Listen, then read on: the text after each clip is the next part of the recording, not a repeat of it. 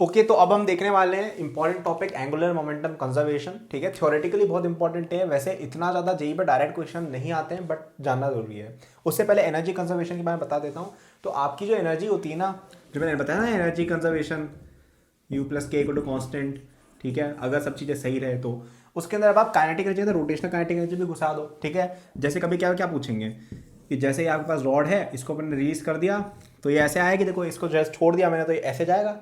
तो यहाँ पे क्या वेलोसिटी होगी ये पूछा है, ये यहाँ पे क्या एंगुलर वेलोसिटी होगी, तो अपन क्या देखेंगे। यहाँ पे सेंटर ऑफ मास था आपका कितनी हाइट पे, एल हाइट पे। यहाँ पे सेंटर ऑफ मास कितनी हाइट पे, L/2 हाइट पे। ठीक है, बीच में था सेंटर ऑफ मास, देखो डायग्राम बना के देखो समझ में आ रहा है। यहाँ पे L हाइट पे था सेंटर ऑफ मास, यहाँ L/2। तो यहाँ पे पोटेंशियल एनर्जी लॉस हुई है। काइनेटिक एनर्जी यहाँ पे थी आपकी 0। ठीक है, तो हम क्या लिखेंगे, पहले काइनेटिक एनर्जी थी 0 प्लस mgl इक्वल टू के, यहाँ पे काइनेटिक एनर्जी प्लस mgl/2। अब k कितना होगा, यहाँ पे रोटेशन हो रहा है इसके अबाउट। अब देखो ट्रांसलेशन तो हो नहीं रहा है इस ऑब्जेक्ट का कुछ, ये एक्सिस तो कहीं मूव नहीं कर रही है। अगर ये एक्सिस मूव कर रही होती तो अपन फिर और सोचते। तो इस एक्सिस के अबाउट आई लिखेंगे कितना, मैंने तुम्हें बताया था हाफ।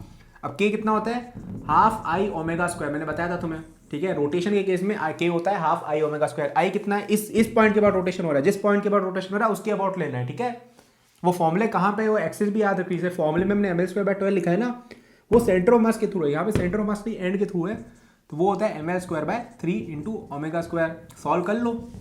ठीक है, तो ये एक सिंपल सा क्वेश्चन मैंने सोचा कि आपको बता देता हूँ मैं, क्योंकि मैं कोई चीज़ छोड़ना पसंद नहीं करता हूँ।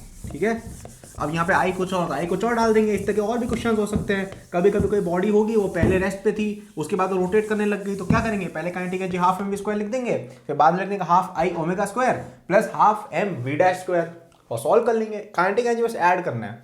ठीक है, तो अब जैसे मेरे पास ऑब्जेक्ट रोटेट हो रहा है, उसका सेंटर ऑफ मास भी आगे जा रहा है, तो इसमें दो एनर्जीज होंगी। पहली तुम्हारी नॉर्मल काइनेटिक एनर्जी, ठीक है, हाफ mv स्क्वायर, और ये जो ओमेगा है हाफ आई ओमेगा स्क्वायर, ये इसकी काइनेटिक एनर्जी हो जाएगी अगर सेंटर ऑफ मास भी मूव कर रहा है तो। मतलब कुल मिला के आपका जो पॉइंट ऑफ रोटेशन है, पॉइंट ऑफ रोटेशन मतलब जिस एक्सिस के अबाउट रोटेशन हो रही है, वो एक्सिस अगर मूव कर रही है ना, तो आपको उसकी भी काइनेटिक एनर्जी काउंट करनी है। ठीक है, तो आपको जैसे अगर कभी ऐसा कुछ दे देना कि यार ये रॉड ऐसे रोटेट हो रही है इसके अराउंड, और ये पूरा ऑब्जेक्ट जैसे इस तरफ जा रहा है v स्पीड से, ठीक है, एक्सिस भी जा रही है अगर, तो इसके अंदर देखो हर पार्टिकल जो है, पहले आप इसके अबाउट से लिख लो क्या होगा इसका रोटेशनल काइनेटिक एनर्जी, और फिर लिख लो क्या होगा ट्रांसलेशन एनर्जी। ठीक है, या इससे बढ़िया एक तरीका, या चलो अभी के लिए तो मैं ऐसे ही मान लो। ठीक है, इसमें वैसे और भी रैमिफिकेशंस होते हैं। ठीक है, बट अभी मैं इस वीडियो में नहीं बताऊंगा। ये जब अपन प्योर रोलिंग वगैरह पढ़ रहे होंगे ना, तब मैं तुम्हें अच्छे से बता दूंगा कि ऐसा जब हो रहा तो क्या करना है, क्योंकि तब तुम्हें ज़्यादा समझ में आएगा। ठीक है, तो अभी के लिए ये मैंने जो बताया वो भूल जाओ, कि कोई ऑब्जेक्ट मूव भी कर रहा है रोटेट भी कर रहा है, उसको अभी भूल जाओ। तुम ये बस याद रखो मैंने जो ये बताया था। ठीक है, अब अपन देखते हैं एंगुलर मोमेंटम। एंगुलर मोमेंटम क्या होता है, आर क्रॉस पी, जैसे आर क्रॉस होता है आर क्रॉस पी, पी क्या मोमेंटम। तो आपको क्या करेंगे, तो इसको पर ऐसे लिखते हैं R cross M into V vector. अब देखो इसके वापस से वही क्वेश्चन आते हैं कि आर दे रखा है वी दे रखा है, निकालो, वो तुम कर लोगे। ठीक है, टॉर्क जैसा ही है, डायरेक्शन वगैरह निकालना सब बता रखा है मैंने, तो उसमें हम घुसेंगे नहीं जबरदस्ती ज़्यादा। ठीक है, तो ये हो गया आपका एक चीज़। अब एक चीज़ और होती है कि tau vector equal to D L vector by D T, ये भी F equal to D P by D T के इक्विवेलेंट है। तो ये चीज़ें तो अपन सबको पता है। तो एक चीज़ अपन को ये पता होनी चाहिए कि अगर टॉ एक्ट नहीं, देखो अगर फोर्स जीरो होता है तो मोमेंटम सेम रहता है, वैसे ही टॉ अगर जीरो है तो इसका मतलब है एल वेक्टर कांस्टेंट रहेगा। ठीक है, किसी भी पॉइंट के अबाउट अगर तुम देख लो यार कि अगर तुम्हारा जैसे, ठीक है, तो अब अपन कुछ क्वेश्चंस करते हैं। जैसे देखो एक पार्टिकल है, वो जा रहा है एम वी स्पीड से एक्स डिस्टेंस ऊपर, मतलब एक्स नहीं, चलो एच मान लो। ठीक है, एक ऑब्जेक्ट है कोई, ये धरती वगैरह नहीं, कोऑर्डिनेट एक्सेस है। ठीक है, आप कोई ग्रेविटी मत बोल देना भाई। तो ये ऑब्जेक्ट है, कांस्टेंट स्पीड से जा रहा है वी से इधर, तो बोल रहा है कि ओरिजिन के अबाउट इसका क्या होगा। अब लोग बात क्या करेंगे, बोलेंगे कि यार यहाँ पे जैसे अपन थीटा एंगल पे मान लेते हैं और ये एम वी जा रहा है। ठीक है, वो सब बेवकूफ़ियाँ नहीं करनी है। अपन को क्या देखना है कि आर क्रॉस एफ, तो अगर ये इधर है तो अपन क्या करेंगे, एम वी, देखो तो ये तुम्हारा जैसे एल है तो L M V sine theta. ठीक है, L sine theta into M V, ये तुम्हारा एंगुलर मोमेंटम हो जाएगा। क्या डायरेक्शन होगी, आर क्रॉस पी, पी इधर आर इधर, तो आर क्रॉस पी कितना होगा, अंदर की तरफ, तो डायरेक्शन आ गई अंदर की तरफ। मैग्नीट्यूड की बात करें तो एम वी साइन थीटा। अब वी साइन थीटा, ठीक है हाँ, तो अब एल साइन थीटा कितना है, देखो ध्यान से, ये थीटा एल साइन थीटा कितना है, एच एम वी आ गया तुम्हारा, एंगुलर मोमेंटम कांस्टेंट है, तो टॉर्क जीरो हो गया। ठीक है, तो अब यहाँ पे हमें क्या सीख मिली कि जब भी आपका जो पार्टिकल अगर किसी स्पीड पे जा रहा है किसी पॉइंट के अबाउट, तो वहाँ पे परपेंडिकुलर ड्रॉप करो इसके पाथ पे, ठीक है। जैसे यहाँ पे जैसे आपने परपेंडिकुलर ड्रॉप किया, वो परपेंडिकुलर की जो लेंथ है वो कहलाता है उसका आर्म। तो क्या कुछ नहीं करना है, मोमेंटम मल्टीप्लाइड बाय आर्म आपका मैग्नीट्यूड दे देगा, ठीक है। जैसे कोई फोर्स भी लग रहा होता, ठीक है, जैसे हमने देखा था, जैसे ये फोर्स लग रहा है कोई, तो अब इस डायरेक्शन में से लग रहा है, हमें बोला कि इसके अबाउट तुम निकालो, कुछ नहीं करना है, परपेंडिकुलर ड्रॉप किया, इसको कह देंगे हम आर्म, और आर्म मल्टीप्लाइड बाय फोर्स हो जाएगा उसका torque, arm multiplied by momentum हो जाएगा उसका एंगुलर मोमेंटम, ठीक है। जैसे देखो ना यहाँ पे आर्म कितना है, एच लेंथ का है ना, जैसे इसका पाथ ये था, ठीक है, ओ पे हमने निकाला था एंगुलर मोमेंटम, ओ के अबाउट, तो परपेंडिकुलर ड्रॉप किया, इसको कहा हमने ए आर एम आर्म, ठीक है, और इसकी लेंथ है एच, तो एम वी इंटू एच हो गया इसका constant angular momentum. Angular momentum में डायरेक्शन भी होती है, कई बार डायरेक्शन चेंज हो रही होती है, लोग भूल जाते हैं। तो जैसे एक क्वेश्चन ऐसा आता है कि एक लट्टू लटक रहा है, ठीक है, कॉनिकल पेंडुलम जिसको कहते हैं। तो बेसिकली देखो एक ये देखो ऐसा कुछ हो रहा है, ये तुम्हारा ऊपर से लटका है, ये पार्टिकल है, ये ऐसे ऐसे ऐसे रोटेट हो रहा है, ठीक है, कोन की तरह, ठीक है, इसका पाथ ऐसा है और ये इसकी लेंथ है। तो बोलेंगे इस पॉइंट के बाद इसका एंगुलर मोमेंटम कांस्टेंट है क्या, ये वो, तो ये सब चीज़ें अपन सोच के कर सकते हैं यार कि R cross M V cross R करो, देखो उसका डायरेक्शन रोटेट हो रहा है कि नहीं हो रहा है, उससे तुम्हें पता चल जाएगा। तो ये तो हुआ अपना मोमेंटम के बारे में कुछ बातें, एंगुलर मोमेंटम के बारे में कि ऐसा ये वो होता है। एक फॉर्मूला और होता है L equal to I omega. तो क्या करना है, जैसे आपको बोला जाए कि जैसे कोई ऑब्जेक्ट है वो रोटेट हो रहा है, ये तो इस एक्सिस के अबाउट बताओ कि कितना तुम्हारा एंगुलर मोमेंटम है, तो उस एक्सिस के अबाउट जो आई है वो मल्टीप्लाइड बाय उस एक्सिस के अबाउट जो ओमेगा है। जैसे तुम्हारी डिस्क रोटेट हो रही है तो बोलेंगे इसके सेंट्रल एक्सिस के अबाउट कितना है एल, क्या लिख देंगे आई कितना है mr²/2 इंटू उसका ओमेगा जो भी है। तो ये सब अपन कर सकते हैं। एक चीज़ आती है कंजर्वेशन ऑफ एंगुलर मोमेंटम। अगर तुम्हारा टॉर्क जीरो है, ठीक है, टॉर्क अगर जीरो है, if torque equal to zero then L I equal to L F vector, ठीक है। तो अब अपन इसका क्वेश्चन देख लेते हैं। देखो सिंपल सी चीज़ें हैं, जैसे कि तुम्हें तो पहले बताया था ना, जैसे अपने ये मोमेंटम वैसे ही क्वेश्चन आएंगे कि एक डिस्क रोटेट हो रही है ओमेगा वेलोसिटी से, इसका मास है m1, एक और डिस्क रोटेट हो रही है ओमेगा वेलोसिटी से जिसका मास है m2, ठीक है। इसको हमने एक साथ एक दूसरे पे ड्रॉप कर दिया, दोनों साथ में रोटेट होने लग गई, ठीक है, दोनों साथ में रोटेट होने लगे एक साथ, चिपक के एक ही एंगुलर वेलोसिटी के साथ। बोलेंगे कितनी है, तो अब यहाँ पे अपन कुछ भी नहीं सोचेंगे, अपन यहाँ पे सोचेंगे कि यार इस पे एक्सटर्नली कोई फोर्स लग नहीं रहा था, दोनों नीचे स्मूथ सरफेस पड़ के रोटेट हो रही थी, जो भी फ्रिक्शन वगैरह हो रहा है, ठीक है, ठीक है, जो भी फ्रिक्शन, देखो फ्रिक्शन की वजह से दोनों साथ में रगड़म घिसड़म होकर सेम वेलोसिटी पे घूमने लग जाएंगे, ठीक है। मैंने पहले शायद स्मूथ बोल दिया था, वो मेरी गलती थी। तो ऐसे केस में हम देखेंगे एक्सटर्नल फोर्स कोई लग नहीं रहा है, यानी कि एक्सटर्नल टॉर्क भी नहीं, देखो एक्सटर्नल टॉर्क नहीं है, मतलब देखो फोर्स जब जीरो, इसका ये जरूरी नहीं है कि टॉर्क जीरो। जैसे ये अगर रॉड है, इस पे दोनों फोर्सेज इक्वल लग रहे हैं, तो सेंटर के अबाउट तुम देखोगे तो टॉर्क नॉन जीरो है लेकिन फोर्स जीरो है, नेट फोर्स है ना।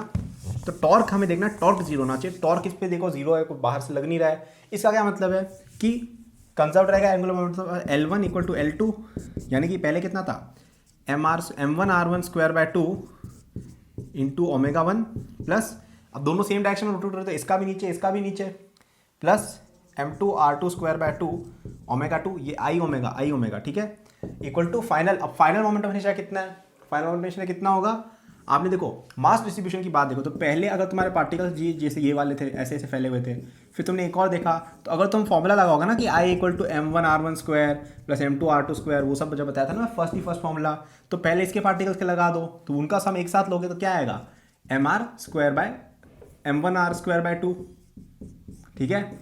फिर दूसरे पार्टिकल्स वाला एक अलग ब्रैकेट में ले लो, तो उससे क्या आ जाएगा m2r2², तो तुम्हारा नेट कंबाइंड आई जो होगा वो इतना हो जाएगा, दोनों का सम, ठीक है। ये सब सिंपल चीज़ है, मास डिस्ट्रीब्यूशन, ठीक है। फॉर्मूला जो मैंने बताया सबसे पहले कि m1r1² plus m2r2² plus m3r3², मैं क्या कह रहा हूँ उसमें जो पहले इस, अभी जो कंबाइंड ऑब्जेक्ट है ना, ये जो कंबाइंड ऑब्जेक्ट है इसके अंदर तुम पहले वाला जैसे डिस्क देखो, इसके पार्टिकल्स देखो जो भी हैं उनके एक साथ लिख लो पहले, प्लस जो बाकी बचे पार्टिकल्स उनका लिख लो, तो ये कितना हो गया m1r1² m2r2²। सिंपल चीज़ें ये प्रूव करने की कोशिश करो, हो जाएगा, ठीक है। नहीं होता है तो HCF में बहुत अच्छे से प्रूव कर रखा है, और मेथड यही है जो मैं बता रहा हूँ, बट उसमें क्या है बहुत अच्छे से लिख रखा है तो तुम शायद ज़्यादा समझोगे। तो क्या किया मैंने कि इसके टर्म्स को सेपरेट कर लिया, नीचे वाले डिस्क को ऊपर वाले डिस्क को, उससे मैंने आई कंबाइंड निकाला, तो आई कंबाइंड ऐसा आया। या तुम याद भी रख सकते हो कि जैसे दो ऑब्जेक्ट्स हैं, ठीक है, अलग अलग रोटेट हो रहे हैं I1 और I2 मोमेंट ऑफ इनर्शिया के साथ, अगर वो दोनों जुड़ जाते हैं सेम एक्सिस के अबाउट अगर रोटेशन हो रहा है, दोनों जुड़ जाते हैं, सेम एक्सिस के अबाउट रोटेशन हो रहा है, तो तुम I1 प्लस I2 90% केसेस में यूज कर सकते हो, ठीक है। कभी कभी चेंज हो जाएगा, बट अगर दो ऑब्जेक्ट एक साथ कंबाइन हो जाते हैं ना I1 और I2 के, तो तुम 90% केसेस में ज़्यादा सोचना नहीं है, I1 प्लस I2 करके कर सकते हो। अब इसका फाइनल ओमेगा जैसे ओमेगा है तो आप निकाल लो ये फॉल करके। तो ये क्वेश्चन हो गया एक standard question conservation of angular momentum का, ठीक है। तो इस तरह के क्वेश्चन आते रहते हैं, कर लेंगे हम, बहुत ज़्यादा कोई खतरनाक चीज़ नहीं है। कभी कभी क्या होगा, अब इसमें एनर्जी लॉस पूछ लेंगे, तो अपने पास क्या है, फाइनल ओमेगा आ गया, क्योंकि तो फ्रिक्शन से अगर ऐसे घिसरण पगड़न हुई है तो एनर्जी लॉस हुआ है, सिंपल सी बात है। तो हम क्या करेंगे, final initial kinetic energy minus initial kinetic energy, ये हो जाएगा आपका एनर्जी लॉस, ठीक है। देख लो भाई, ये final kinetic energy I1 plus I2 omega square minus initial ये थी आपकी, ठीक है। ये हो गया आपका एनर्जी कंजर्वेशन के कैसे करने हैं। कभी कभी क्या होगा कि रॉड पड़ी हुई है, इसके ऊपर एक कोई MV मास की बॉल आके ऐसे हिट कर जाती है, फिर दोनों साथ में रोटेट होने लग जाएंगे, ठीक है। तो आपको बोलेंगे कि भाई क्या करना है अब, तो क्या करेंगे अपन, जैसे ये लाइन खींचेंगे, इसके अबाउट एंगुलर मोमेंटम कंजर्व कराएंगे, एक्सटर्नल फोर्स कोई लगा नहीं, दोनों आपस में भिड़े हैं। इसका पहले कितना था MVR, जैसे ये डिस्टेंस अगर आ रहा है तो MVR हो गया इनिशियल मोमेंटम, बाद में भी उतना ही होना चाहिए, तो इसका तुम ओमेगा मान लेना, ठीक है। कुछ दोनों साथ में जुड़ गए, आई निकाल देना और फिर सॉल्व कर देना, खत्म बात, सिंपल सी बात है, ठीक है। सेंटर ऑफ मास के अबाउट निकालना, ठीक है। तो ये हो गया आपका क्वेश्चन सॉल्व, ठीक है। तो इसमें आपको मैंने बहुत सारी चीज़ें बताई, कंजर्वेशन ऑफ एंगुलर मोमेंटम बताया, एंगुलर मोमेंटम होता क्या है, कैसे निकालते हैं, एनर्जी क्या होती है, काइनेटिक एनर्जी रोटेशन की, वो सब मैंने बताया, एनर्जी लॉस निकालना बताया है, इस तरह के क्वेश्चन भी बताएं। तो और भी हम देखेंगे, ठीक है। तो अगली वीडियो के अंदर मैं आपको और जो फाइनल रोटेशन की क्लोजिंग वीडियो उसमें मैं आपको एक दो रोलिंग पढ़ाऊंगा, ठीक है। इसके अलावा एक दो और चीज़ें मिस हो गई, जैसे यहाँ पे सेंटर ऑफ मास जब आ जाए तो क्या करना है, इस तरह की चीज़ें कुछ जो मैंने डिस्कस नहीं की हैं वो मैं तुम्हें थोड़ी बताऊंगा, okay. Thank you for watching this video till the and, I am sure that you enjoyed it. यदि आप अपनी पूरी जेई प्रिपरेशन मेरे साथ करना चाहते हैं तो आपको डिस्क्रिप्शन में मेरे जेई के फुल कोर्स का लिंक मिल जाएगा। इस कोर्स में आपको जो यूट्यूब पे मेरे लेक्चर्स और प्रॉब्लम सॉल्विंग के वीडियोस मिलते हैं उसके कंपेयर में बहुत ज़्यादा कंटेंट है, एंड आपको यहाँ पे practice sheet with solution, test series with solution दी मिलती है। It's a complete solution, you can rely on it. आप यदि किसी कोचिंग जाते हैं या अगर आप सेल्फ स्टडी करते हैं, in both cases it will be very useful, so do check it out, okay. इसके अलावा मेरे जेई के फ्री नोट्स भी डिस्क्रिप्शन में लिंक्ड हैं, एंड डिस्क्रिप्शन में और भी मैंने बहुत सारे रिसोर्सेज फॉर स्टूडेंट्स डाले हुए हैं, जैसे the books that I recommend, my social media and my newsletter in case you want more content और if you want to approach me with any doubts और सजेशन। नोट्स हैं NEET के students के लिए, कॉलेज स्टूडेंट्स के लिए, startup enthusiast के लिए भी, ओलंपियाड एंथुसियास्ट के लिए भी कोर्सेज हैं, तो चेक जरूर कर लीजिएगा डिस्क्रिप्शन, आपको काफ़ी यूजफुल रिसोर्सेज वहाँ मिलेंगे। Thank for watching, like subscribe कर लीजिएगा for more such videos. Good luck.